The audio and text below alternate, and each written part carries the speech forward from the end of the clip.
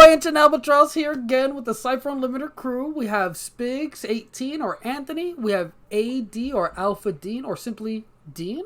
And today we have a special guest, Erik Frankhouse, joining us today to discuss new GM month. So Dean, why are we here today specifically? Well, we're into the final week of new GM month. We're going to talk about the last two articles that came out. You know, of course, I'll preface it with saying next week we'll be taking on the last article, you know, to say everything. And hopefully we'll have some new GMs playing. Anthony, Master of Ceremonies, it's all up to you. Thank you so much, and welcome to our big bro. Or actually, not really our big bro because I'm older than him, but experience-wise, he's I'm definitely older than all of you guys. But he's definitely my big bro, Erik Frankhouse. Welcome again. We're happy to have you here. What's up, everybody? How you doing? So we're going to discuss the last two articles that came out. The Thursday article was dressing things up a bit, and it was all about running and your descriptions and, you know, how to make the game more immersive for your players. And the last article was gathering your gear, and it's basically everything you need to get started to run your game. So I guess we'll start off with dressing things up a bit. I think these articles are pretty straightforward, so we're basically just going to run over a couple of things in the article, but mostly give you just our opinions on running games. So the first article from last Thursday, I believe, was about game details, like how you describe things in your game, it breaks down this information into, I think, 3 categories, where it's informational details, what was the other, like they break it down? Tangible details. And descriptive. Tangibles and descriptors. And what does that really entail, though, Erik? This was this week's or last week's? That was last week's. Yeah. Details? Well, so I guess the big thing for me on this is they talk about the maps, the names of NPCs, game stats and creatures and stuff like that.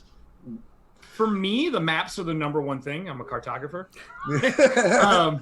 But for some reason, I thought you was going to say that. Yeah. Well, there's a reason for that. So I have found that most new GMs that I help train or people who have went from one side of the GM screen at my tables to where I sit, the map is a visual that lets them plan story more efficiently. And you can draw and write on a map. And it seems like a more comfortable process for a lot of GMs than trying to outline what you're going to be doing. The way I do it right now is that whole map, outline, and then I just put plot points on my map so I know when things are going to happen, and I run an entire game with 2 pages. That's it.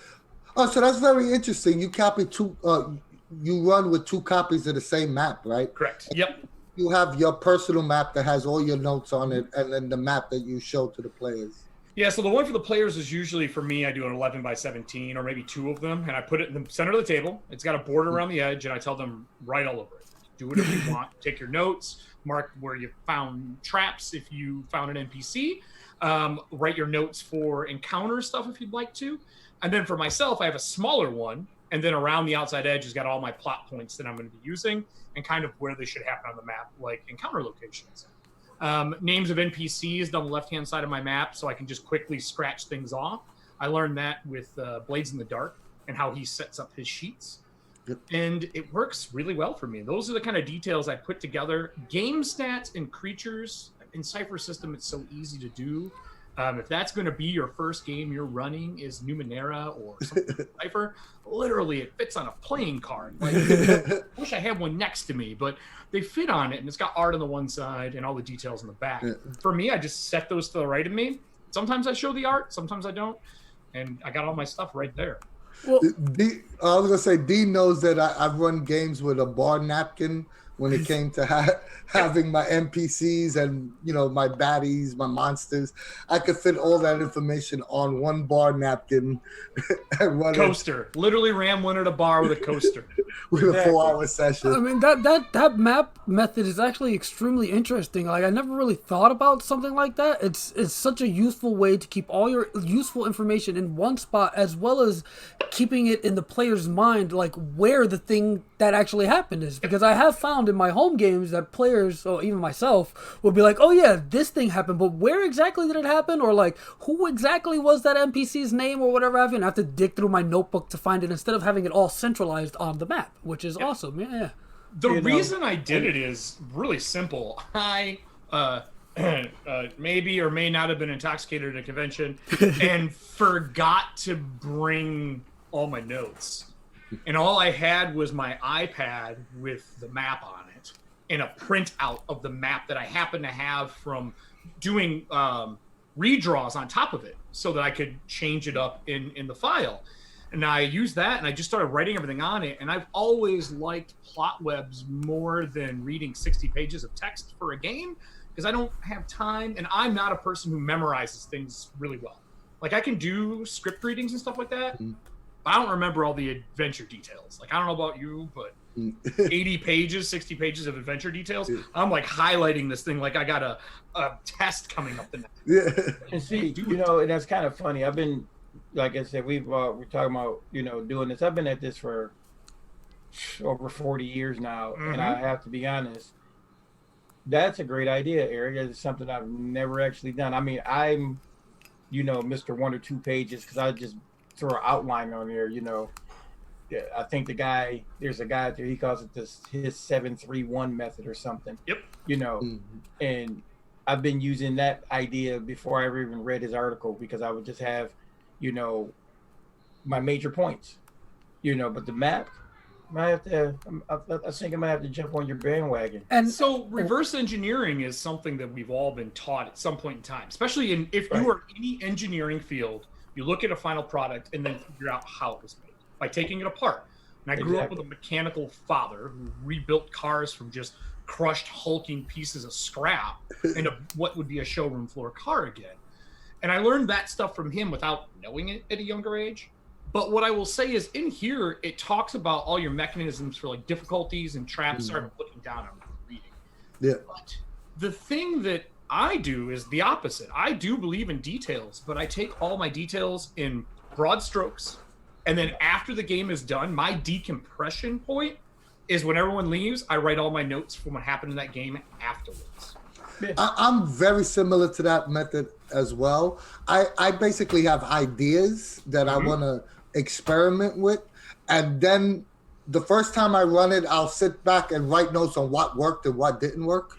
Right. You know, like you played the second iteration of the Star Wars game, which was a lot different from the first, but it's basically trial and error for me. You know, like I have these concepts and ideas that go, hey, is this, you know, depending what mood or feel you're going for that particular game, you know, I'll say, hey, I want to, in that case, it was comedy, you know, so what jokes landed, what didn't, what was funny. And then, you know, it's almost you reverse engineer it. You go backwards and go, okay, this worked, this didn't work.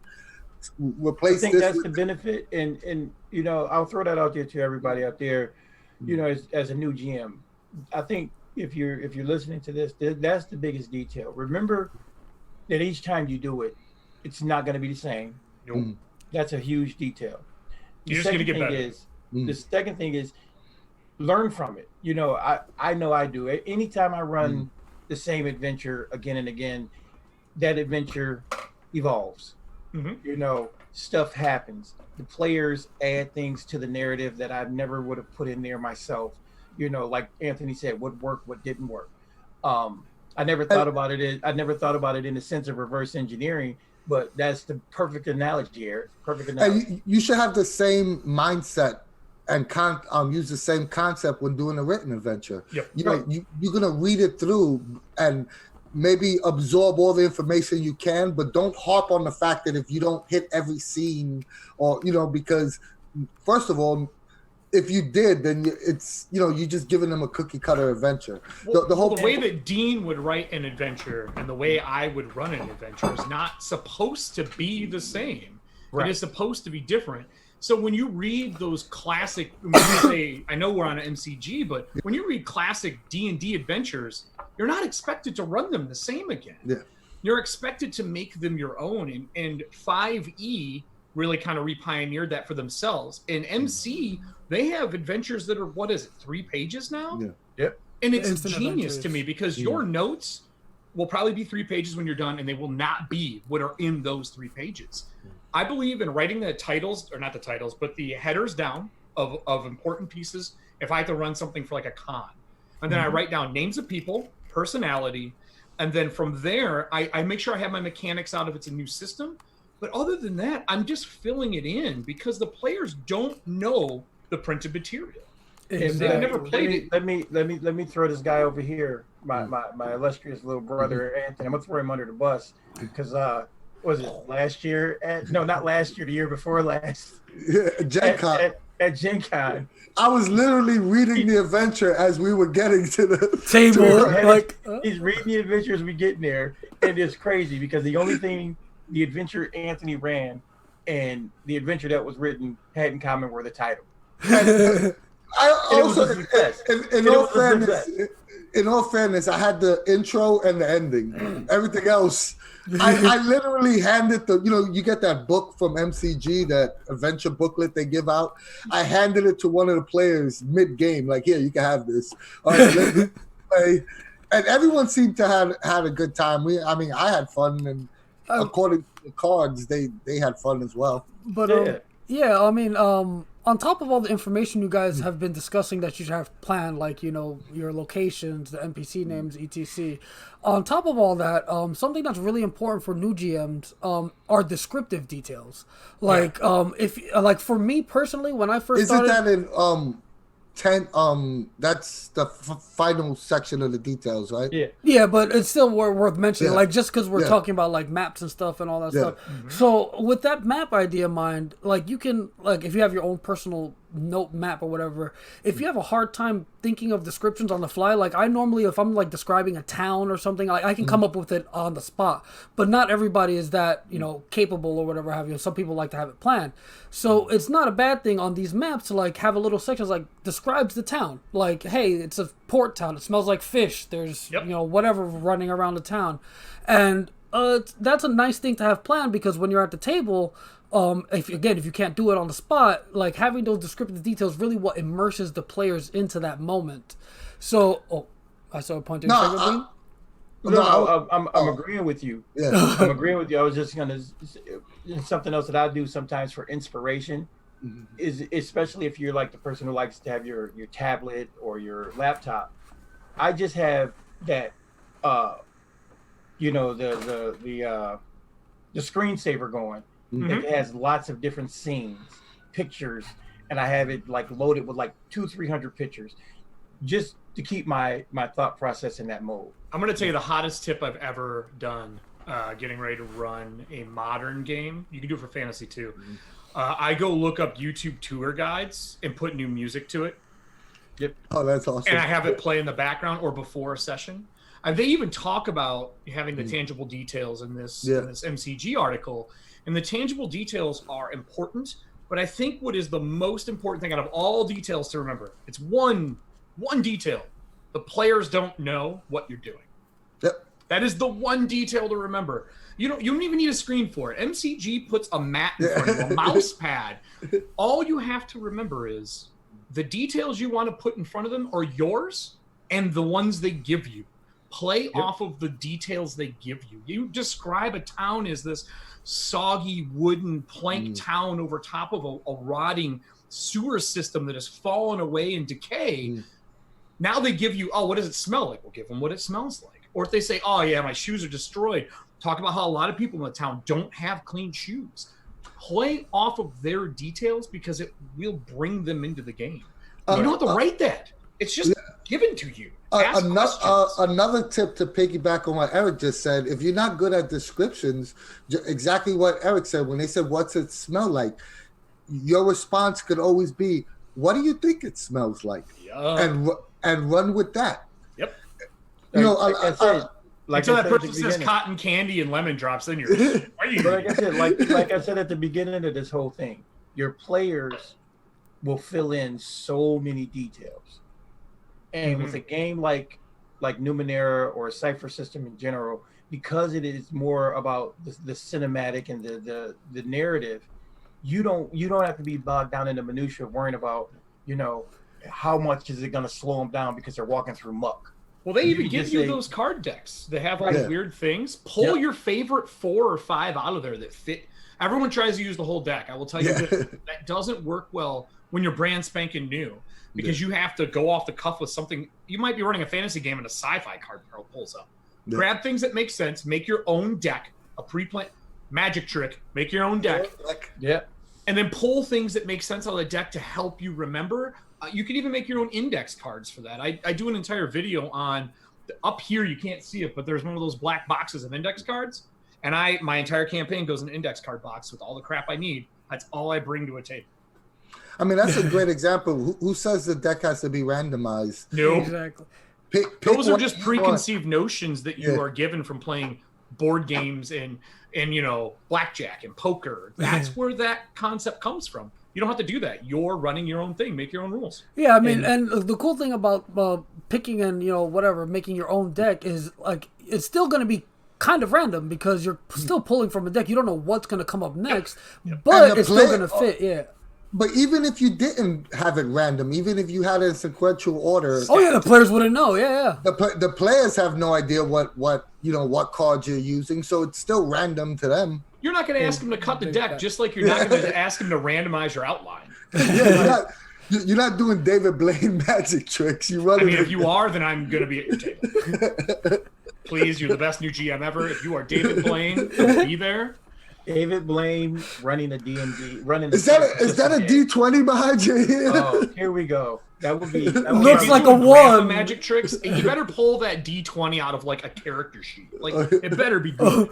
He rubs the sheet, rubs like a little picture on the sheet, pulls out an actual D20. Laying that stuff What I down. want to see him do is just pull a guy's finger off, and it's a D20. The guy's finger is missing. My finger, but it's a D20. I'm always, how he's always like lighting things on fire. He'll light it on fire, then a bunch of D20s fall out of some random thing. So I just noticed they put bookmarked creatures on this too to read over. What is the reason behind that? Does anyone know? Because the whole purpose of this new GM's month is a specific adventure that you're supposed to follow every article and run this Numenera adventure. Oh, that's amazing. Sorrows. Taker of Sorrows. Taker of Is it Sorrows. Numenera? Is it Cypher? Yes. Numenera. It's the beginner adventure in the Numenera core book. And are all the other companies that are involved Yes. and participating doing the same thing? Correct. Oh, that's amazing because I see some names down here that are involved that I absolutely love as publishers. Yeah. Yep. Everybody's that's really putting it cool. out. So, guys, I think we may have exhausted that particular topic. You want to jump Details? into the next one? No. How can you exhaust details? I mean, I just want to touch on a couple of things that Al said real quick.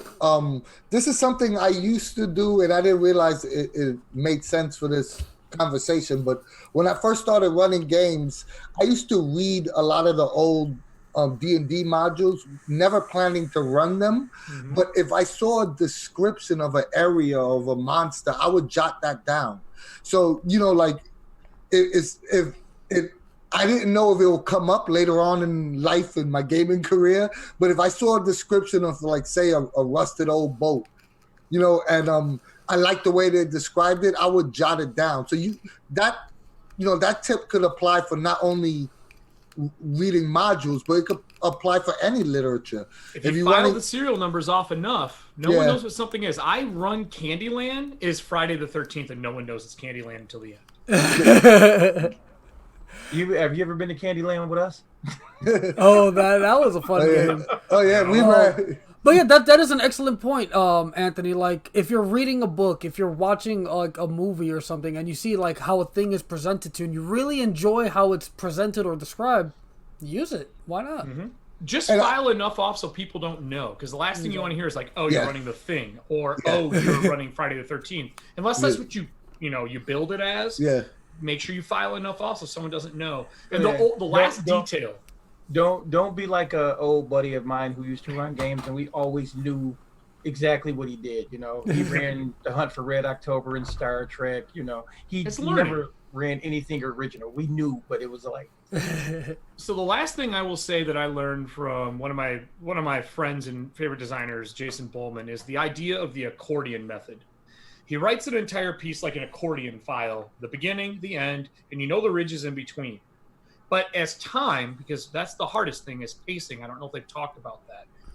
You have to learn to cut things out to hit your time. The more you run at conventions, you learn to do that. But you should be doing it at your home table because the tighter you make something, usually the better the product is going to be. And as a GM, you may have written a bunch of stuff, but if you chop out a third of it, you can always reuse it later.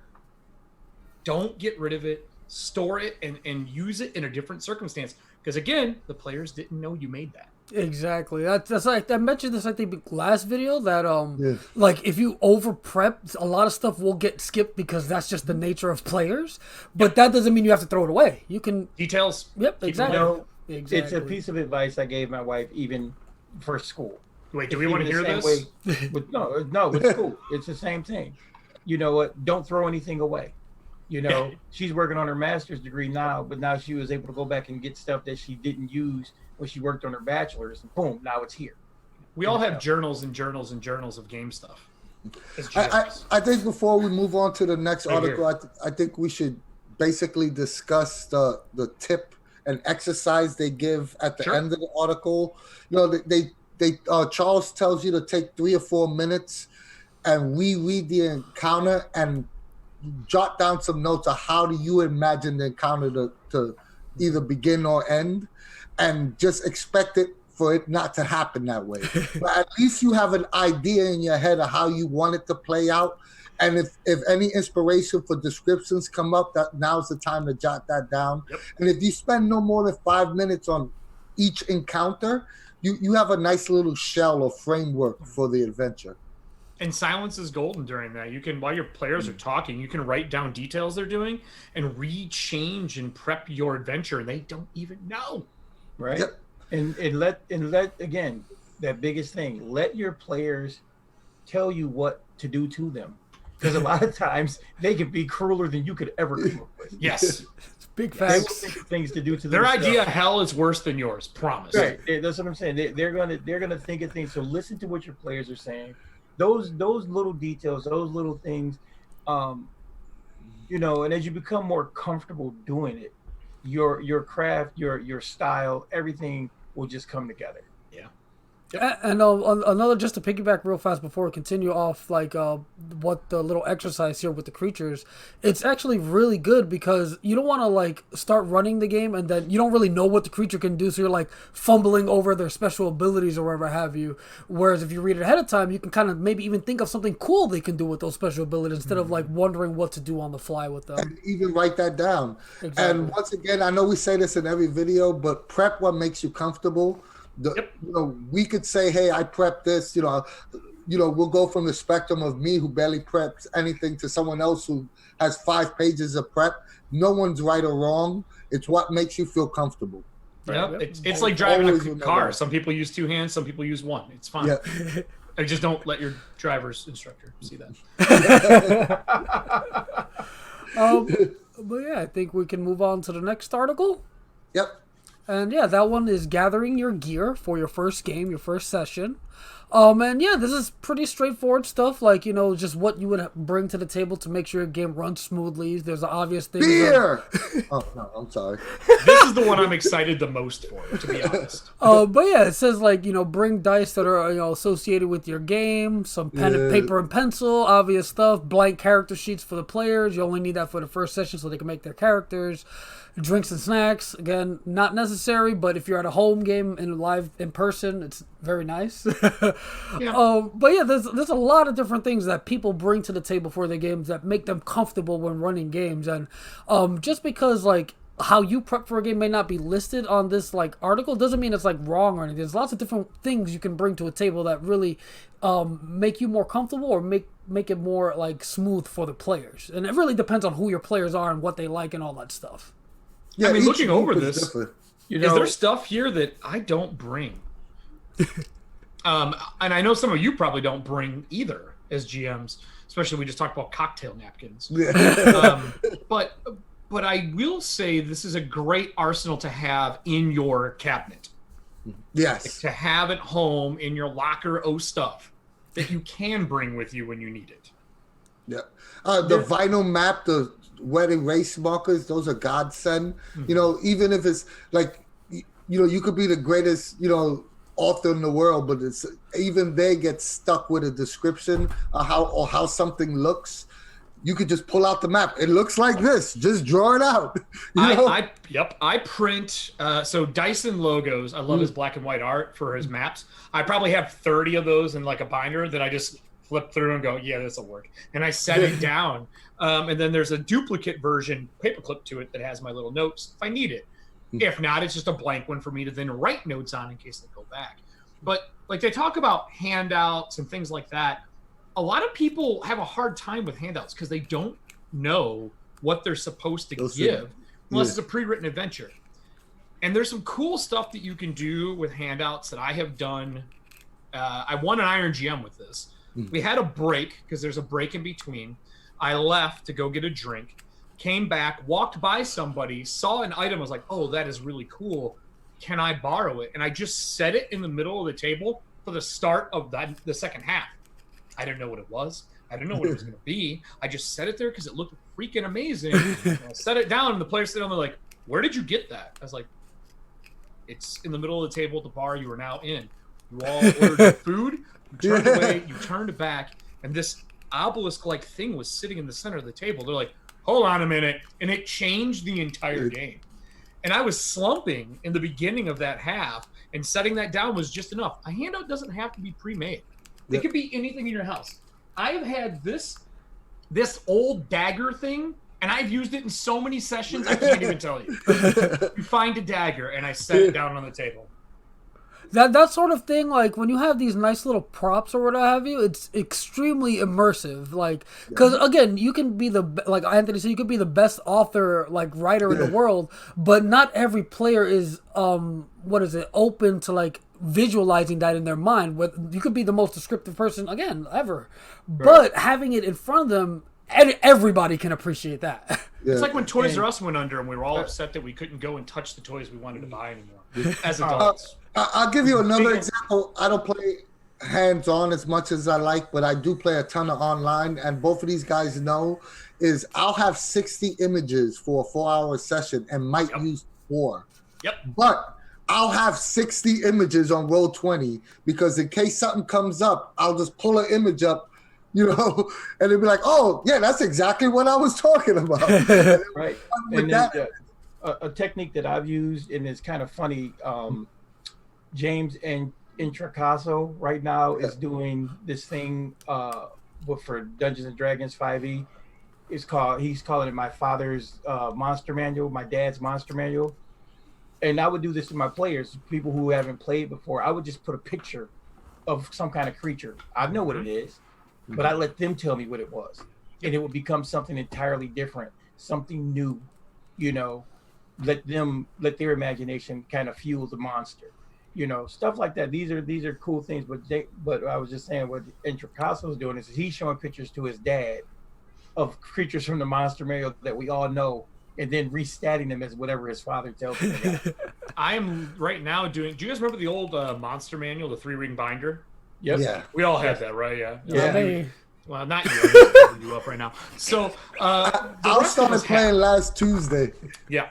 So I am redoing monster folios like that, where there's art on one, and the back is just lines that are blank, that are all the stat block areas that you fill out.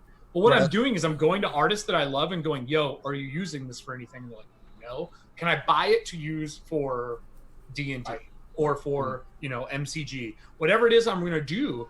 And then I just make it, and there's a piece that goes to the players, and on the back they can stat it out. The concept came from Witcher. The fact that monsters are more than just monsters in that game, I wanted to do something with. So that's the one. And the other one is in the GM section. It's a smaller image, and around the outside edge, it's like, yo, here's what it should be. Below, it's put what you're changing. It's like reskinning a monster, but it's so fun. And the players start going, what if it does this? Oh, look at this appendage on it. What is that? And you're like, yep, that's what it does now. and I mean, that's like completely awesome. I love that idea because, you know, like certain things, you know, you look at, I mean, I remember when just for this whole idea of talking about stats, I remember the first time I saw a mind flayer. Mm-hmm. Okay. And then I read what it was, and I was like, oh wow, thing is crazy. It eats brains, right? Yeah.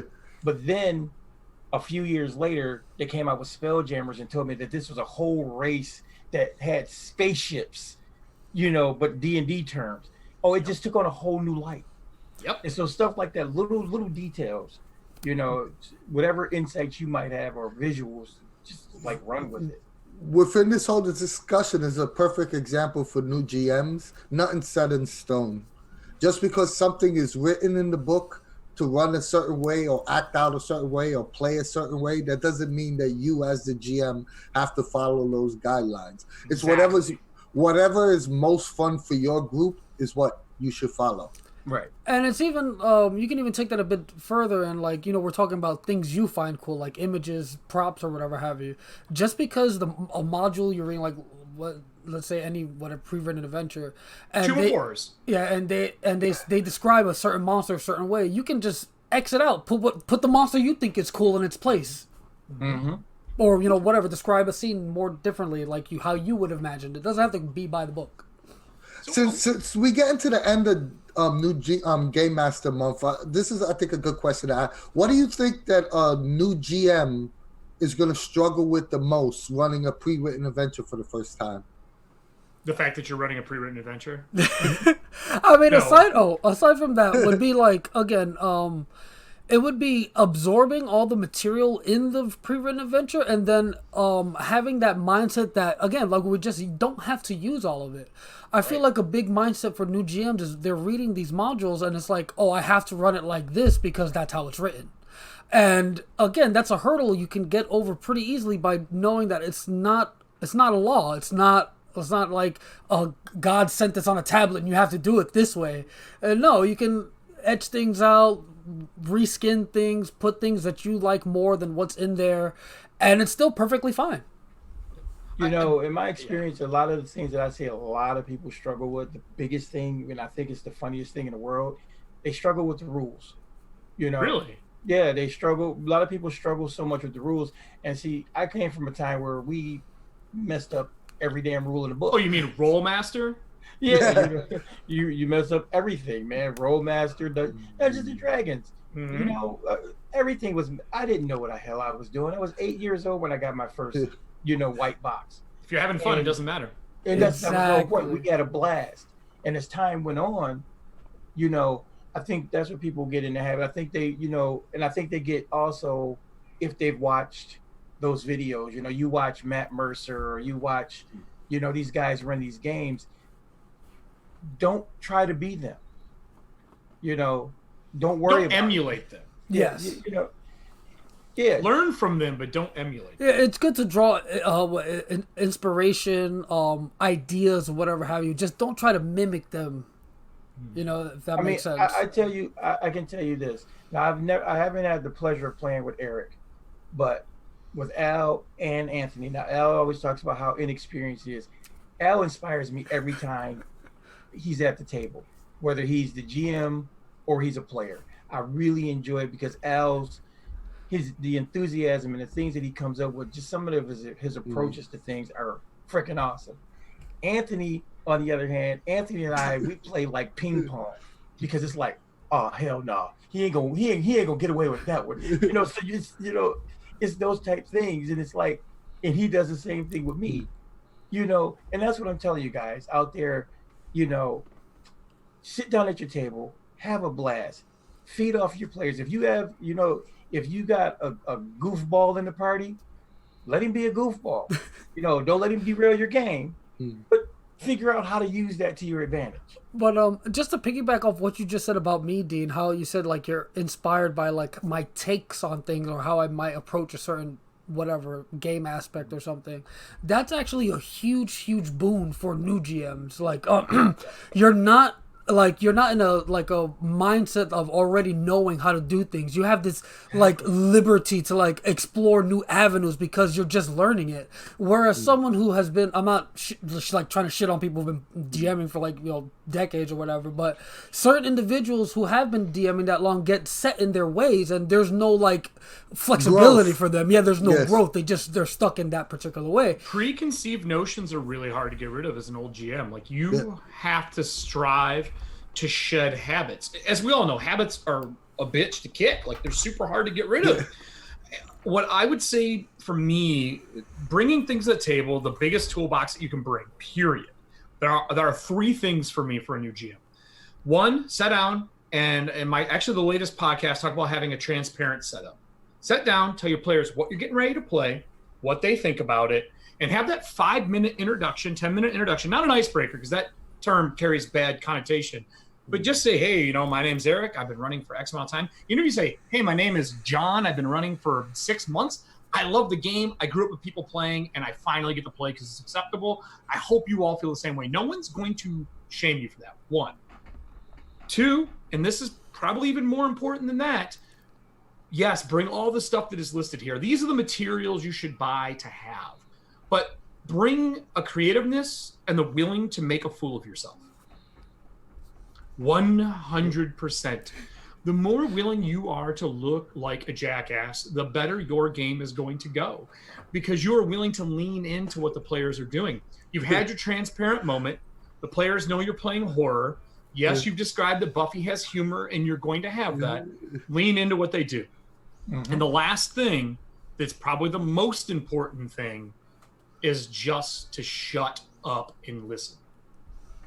Just sit there. After you ask a question, count to 15. Don't even do the 5-second on air. Do a 15, a hard 15 of just going, all right, everybody. Yeah, you enter the dungeon. The door is kicked open. There is blood everywhere. People are murdered and strewn about, and it has been days. Traps have went off. What are you going to do? And then count to 15. It will change the way you game master. I was gonna give my last bit of advice, but I would say I would think most new GMs, or me personally, I had that fear of making mistakes, and I'm gonna tell you right now, there are no mistakes. I'm sorry to get ghetto, but fuck that shit. There is none. Yeah, fake it till you make it. Yo, big facts. There's no way, anything you could tell me that any mistake, you don't have to own up to it.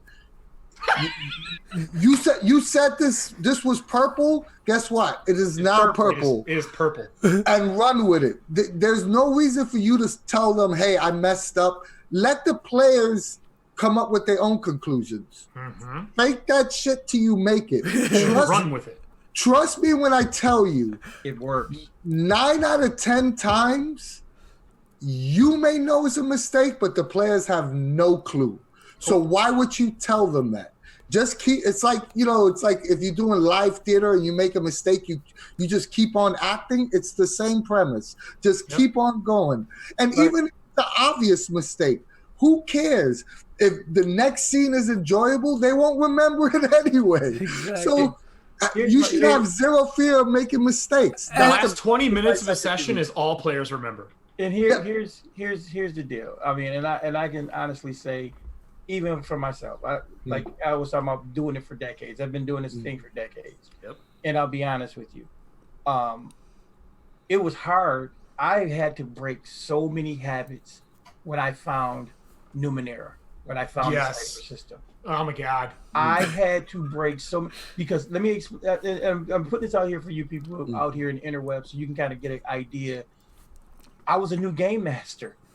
I was a new game master when it came to this game because it broke the rules. You took my dice, right? First took my dice. Wait a minute! I didn't have to build NPCs like I built player characters. No. Oh my God. No. Okay, so there were so many habits I had to break. But once I broke them and I realized something, I was free. Mm-hmm. And now I do that all the time. Now it's just come second nature. I don't care what game you hand me. Okay, let me check it out. I don't have predisposed ideas anymore. Lean into the way the writer wrote it. That's what you have to do. And so what Anthony's saying, what Eric is saying and what Al is saying, it's all absolutely true. No matter how long you've been doing this, if you give yourself the opportunity, you can be a new game master all over again. Yep. 3 and out, man. 3 sessions, and you will either be hooked or realize you enjoy playing more than being a game master. Yep. Right. Or we can even go the other route, just like how we said with prep. If everything you think we said is full of BS in your mind, then it probably is, and do it the way you want to do it. Exactly. Hold on. No. Especially Eric. I have 3 titles in top 12 times. It's not BS. It's just everybody has their own style of running the game. Yours is full of bullshit. Mine is elegant bullshit. Well said. Well said. Look, and if we're gonna, wave a few, phallic symbols around here, I've already earned my title. I'm the Aslan of gaming, you bastard. Respect it, because I was there when it was written. I just think that new GMs, like right now, I would give everything to go back and be a new GM right now with plethora of stuff on my shelf. From things from MCG, from Chaosium, from Pelgrane, from Atlas. Like, these games are things that I wish in the 80s and 90s that I had. Like, just the ability to watch the best version of TV we've ever had and go, holy crap, I want to run Stranger Things. And they go, yeah, don't worry, I got your box set right here. Like, it is amazing. Right. Absolutely. I mean, think about it. I mean, when we're like Anthony and I, and we've said it 1,000 times, we are in, forget the golden age, we're in the platinum age of gaming. Yeah, hardcore. We're in the platinum age because there's nothing you can't have. There's no style of gaming that's out there that not available. You want crunch. I got Pathfinder 2 over there for you. If you want ease of we got Powered by the Apocalypse up there for you. If you want a happy medium, Cypher and Numenera right behind me. Yep. If you want a game that has a wonderful concept but kind of skewed idioms and hard to approach, Invisible Sun, we got everything. A box that you could defend your house with. Yeah. But right here. She's right here. What it really boils down to is that as a new GM right now, you have unlimited possibilities. Yeah. Like spoiled. Pretty much. Yeah. Like, and awesome. And me as being the most new GM here, 3 days, right? But, 3 days old. But yeah, it's definitely been awesome seeing like all the tools and resources that I have available to me, and it's not just like text, like from like all the books and like systems you guys mentioned. There's Twitch streams, there's like blogs, there's like so many things to look at and absorb that can kind of like help you guide your playstyle or like guide how you want to do things. Cypher Unlimited Discord. There's the Cypher Unlimited Discord. Cypher Unlimited Discord is like the place to go. I'm telling you. In all honesty, Erik Frankhouse Presents podcast. I wasn't even going to talk about me. I wasn't even going to thank you, but I wasn't going to talk about me. I was going to say I run a living community, and I point people to you all daily. Oh, thank you. Simply because you have over 3,000 people in a community that get along, that play games, that understand that being new is amazing, and still being an old school gamer is amazing. And there is a home for everyone there. Like, I'll be honest, man, you don't find communities like that online. It's super rare. Like, there's no trolls for me to slay there. It's so odd to walk in to Cypher Unlimited and go, well, I was gonna be ready to, fight some people, but no, there's no one to fight. Everyone wants us to play games. You guys have killed it. Like, I was more than ecstatic when I heard you guys picked up the mantle, and now you're the main people for Cypher right now. Like, you're it. You're the MCG piece. I mean, it definitely has been amazing because ever since I was a young teen, I've been a part of online community just my whole life, and Cypher Unlimited, like, just the lack of conflict and like you said, there's no trolls, there's no, like, everybody pretty much gets along, and even when there's disagreements, they're very civil about it.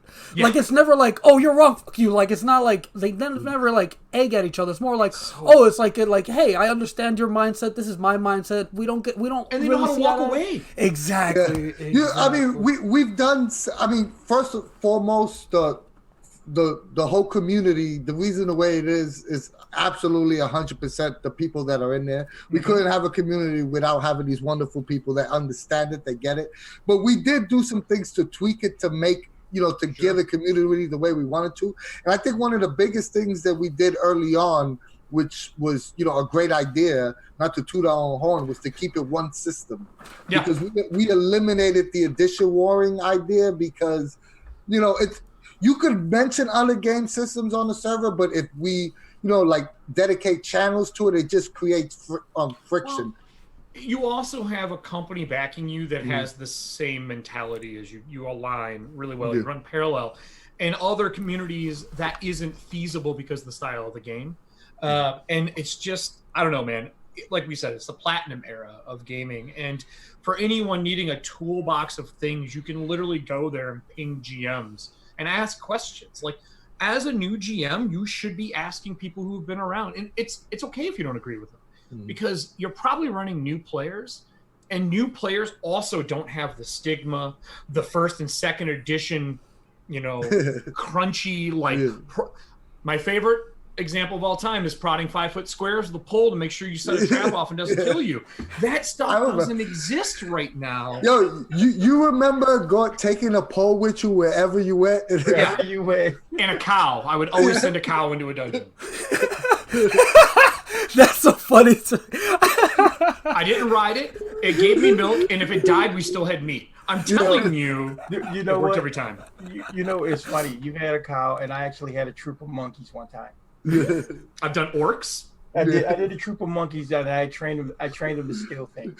So Al doesn't get this, but we dead serious. Yeah, I know, it's crazy. Yeah, we're in this used to new literally era. have to have a cart full of random shit. It's like, wait, we need to see if that's trap. Let me take out my 10-foot pole. There is a place for it, but it's that opening statement of, yo, we are playing you better have the gear for the job. Yes. Versus, yo, don't worry about it. We're playing Blades in the Dark. Pick your gear as we go. Right. So it's just that it's expectations set at the beginning of the session that make a session pass or fail. That would be the toolbox thing I would tell you to bring. Here's an index card. Here's what we're doing. Read it. What don't you agree with? Cool. We'll axe that. We'll add this. We all good? Good. Awesome. Let's play some games. That's all you really need. You can just use a dice app. You don't even need dice. It doesn't matter. Right. As long as everybody is on the same page, reading the same book, your book club will work. And that is a major fact. And again, as new GMs, you can't get bogged down and try to make your game perfect. You gotta make it your game. It's flawed is better. Exactly. And again, we mentioned this a bunch of times about the mistakes and whatnot, but mistakes actually make the game a little more memorable. Like, depending on what the exact mistake was, it might lead into something cool or something, like if you don't get bogged down and trying to correct it in the moment. Yeah, and so, I think that being said, I think, we can kind of start wrapping things up. And I'm going to say it like this, guys. I can't say it enough. Don't get bogged down in the minutia. Nope. Have fun. Yep. We're talking Cypher system. We're talking Numenera. The beautiful thing about this game is that it's designed to tell epic cinematic tales. You should be, that last episode of Star Trek, All Good Things, or, Avengers Endgame. This is what it's designed to do. Tell those stories. Get in there, have a blast, and don't sweat the small stuff, because those come with time. I just want to say a special thank you, like we do in all our videos, to the participating companies on New Game Master Month, because without them, we wouldn't have episodes to give you this month. So a special thank you to Chaosium, to Pelgreen Press, Atlas Games, and Monty Cook Games. Thank you so much for giving us something to talk about this month. And a super special thank you to Erik Frankhouse. And please check out Erik Frankhouse Presents. I'm not just blowing smoke up your ass. I listen to every new episode that comes up. Thanks. And I really enjoy his content. Not only is he hilarious, I learned something in every podcast episode I listen to. And thanks, Erik, for doing that. I really enjoy it. Thank you. I try to record only things I haven't spoke about before. Like, that's my game plan. If you want anything else that I've done, I have a Patreon under the same name. And then Friday, I'm putting out one of my plotted adventures for free on DriveThruRPG. It is systemless. Put the link down below. Yeah, it'll be out Friday. It's not there right now. There is one up you can buy, but I'm putting one out for free. It is systemless. It is the 2 map style that I do, a plot web and audio logs. And you just listen to the audio logs during the week, make your own damn notes, and run the game you want. And you can run it with any system. There's just a little cheat sheet. Because I'm going to tell you the biggest cheat of all time. Every single game has an easy, medium, and hard check that you need to make. You just got to find out what that systems is and write that shit down, and you literally have the entire game in your hand. That's it. That's all you need to know. 10, 15, 20 for DCs. If it's Money Cook Games, it's 379. You just break it down into the core concepts. You have your game. Your job is to tell a story with the table. And I made this as an easy way to do that because we all listen to podcasts. It seemed easy. Yeah, we do. Yeah, but it's been before we actually sign off, the article does end with a little more activity for new GMs, is to read more GMing advice. And they just list the sections to read in Numenera Discovery, which is chapter 20, pages 310 to 333. It's the whole chapter. And then a bit of chapter 21 on pages 334 to 339 tells you where to stop. And this is just more GMing advice from Monty. It's just how to get more in that mindset of you're going to be running your game and more tips. And it's freaking Monty Cook, so he's going to drop jewels. Well, and they do a great job of leaving things enough detail, but not too much that you can still make it your own. Exactly. They already filed the serial numbers off. And pretty much. Here's your heater. That's a very good way to put it. Yeah. Absolutely. But yeah, this has been a fantastic talk. Thank you again, Erik, for coming on, having this talk with us. Anytime. And where can people reach you online? I know you mentioned Erik Frankhouse presents. My name. That's it. But you got it. I brand myself. It was the one thing I learned over the years is I have too many endeavors to keep using names. Erik Frankhouse. Look for me any social media, Instagram, Twitter, Facebook, TikTok, you name it. and if somebody wanted to start join your living community, what's the name of that? And so right now it's Detroit Living City. It is Shadowrun, but we just switched over to playing Eclipse Phase. Oh, nice. We are wanting to do a transhumanism setting, but we wanted something a little more sci-fi and a little less rules restrictive. And this is what we landed on. They're all old guard Shadowrun creators that made a new company and a new system, and we love it. Eclipse Phase 2.0 came out in Gen Con, and I think they just finished fulfilling Kickstarter as of this month. Is it open for anyone to join, or do you have to fill out? It is not. That is the difference. So the reason we did a closed community is so that we can make sure we have enough GM to player growth. So what we do is we say, hey, we're doing a casting call. Who's in? And we make sure that the group fits together and that we have enough GMs. Basically, we try to have one GM for every 10 players. Good ratio. I think we double that right now, which is awesome. Nice. But yeah, we'll be sure to include all the links to the stuff you mentioned down below. Your Twitter, your TikTok, all that stuff. My name, dude. My TikTok is hot, man. But now I want to see an Erik Frankhouse. Yeah, I'm curious now too. I'm not sitting here doing dance moves. My stripper years are over. No joke. You're not gonna act out the audio from an anime, your favorite anime. Ooh, what would that be right now? It wouldn't be My Hero because I did not like this season. You didn't like it? What? No, My Hero. Yo, what? Oh, there's 3 good episodes this season. We can't. We'll talk forever about that. We'll start talking about it. But either way, this has been a fantastic talk. Punch Man sucked too. New GMs. I hope you got some good advice from our collective minds here and from the articles that Monty Good Games have put out via Charles Ryan. And it's been a blast. Charles wrote all this? It was Charles, right? I wasn't misspeaking? Awesome. Yeah. Okay, cool. But yeah, be sure to, like, share, subscribe. Give Erik Frankhouse some follows on his stuff too.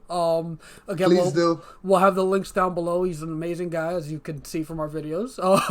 And you can call into the show too. Oh yeah, through what is it, Anchor that you use? Anchor.com or Anchor.fm or the app, which is free. You can call on the show and I will literally answer your questions for gaming. So if you're a new GM and you want things answered, call into the show. I'll do an entire episode on it. And there we go. Like now we got go. an Erik Frankhouse calling new GM show. So hopefully it'll take off. Maybe we'll get some people in the comments down below talking about they want to talk to Erik about his stuff. But also feel free to reach out to any of us via Discord or whatever have you. We're always available on there. Yeah, we're on Facebook too now. We'll have the link down below for our Facebook as well. Thank you all so much for watching again. And again, be sure to like, share, subscribe. Hit that little bell button to get notifications as to when we post videos. And any final sign-offs, guys? Follow Erik Frankhouse Presents. He rocks. Anybody else before I say anything? No, you could say something. Yeah. Well, Erik? I met you guys. I had the honor of meeting you guys at Gen Con a few years ago. I missed you last year. It has been an amazing time. You guys are literally brother in arms in this community for me. I always look forward to hanging out with you all. And if for some horrible reason you were to make it to GaryCon coming up in March, let me know. We can do some drinking and hanging out. And I owe Dean a game. So Dean, you pick the topic or game or system and I'll run it. I don't care what it is. Well, right, I would tell you Cypher system on our Twitch channel live. Well, that's going to happen anyway. So we can monetize it. Oh, okay. Well, so my hourly rate. But either way, guys, before we get too derailed, thank you guys so much for watching. Thank you guys for coming on talking with us. And from us at the CU, we will see you later. Peace, guys.